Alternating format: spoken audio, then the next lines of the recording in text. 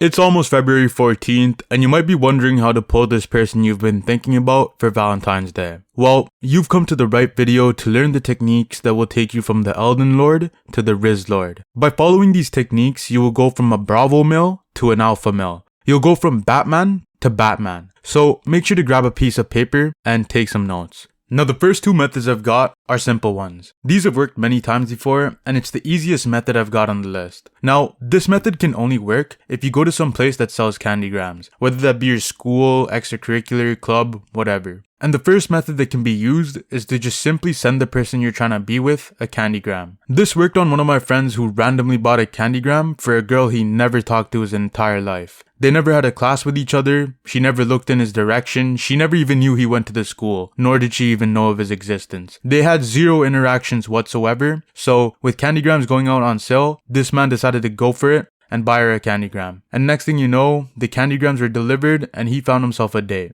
This is the easiest money back guaranteed method that you just can't mess up. The next method is the manipulation method, where you buy a candygram for yourself under the name of the person you've been thinking about for Valentine's Day. When the day comes when the candies are delivered, you shout out who you wrote on the piece of paper with everyone in the class to hear. If they're in your class, you gotta see how they react and act quick. If they accept it, then you've got the dub and you got yourself a date. If they seem confused or uninterested, then you can just say thanks, but I'm not really interested in you. That way, you can quickly save yourself from the embarrassment of being rejected in public. So, whatever the outcome is, it's a win-win situation on your end. You either get a date or you can counter-reject her. But on with the next method. The next method is called the self-pity method. Now, for this method, you're going to want to convince the person you're going after that you've been dating someone for some time and that there seems to be an issue. You might be losing feelings for them, they might be manipulative, toxic, they might be cheating on you, anything. But remember, this person doesn't exist. So you gotta give it your best shot at selling the story. You can even ask one of your friends to help you with this story and start up a scene or something in public in front of the person you desire. So here's a story that I made up for one of my friends. One of my friends supposedly got with a girl and it was going good until he found out she was 5 years older than him. She had 2 kids, a house, and a mortgage, which was way too much for him, especially since he was an underage 21-year-old.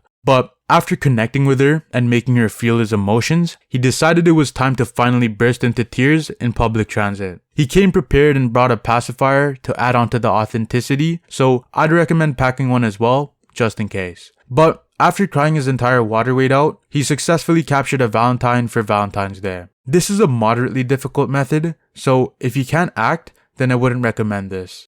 But let's get on to an advanced method. I call this the Peaky Blinders method. Now, this is another easy method on your end, cause you don't have to do shit, but it's complicated cause it's all in the power of your friends, and you need a good amount of them. These friends of yours are gonna have to start a conflict with another party. This party would be the friend group that the person that you're thinking of is a part of. And whatever conflict that arises needs to grow, fester, and become very serious. You guys would begin to hate each other, and you'll begin to prey on each other's downfall. But that's just the beginning. Now it's time to introduce a third party. This is a group that both the original parties hate, creating a 3-way conflict. You can spread rumors, steal their air conditioner, or do anything that causes some serious beef. Whatever you do should increase the hate between all the parties so seriously to the point where one party hacks into the other party's PlayStation account and downloads and installs The Last of Us Part 2 on the other party's console. It would seem like there's no turning back and that there would be an all-out war between the 3 parties, until your friend set you up with someone from the other group. The higher council members of your friend group would speak with council members of the other friend group and talk about setting up a deal. A deal where you get to marry the person you've been going for this entire time. After successfully convincing the other party, and after a deal is done, with papers signed and arrangements made, the conflicts would be resolved and you could marry the person you've been thinking of and live happily ever after. If you're not trying to do much work yourself, this is the option for you.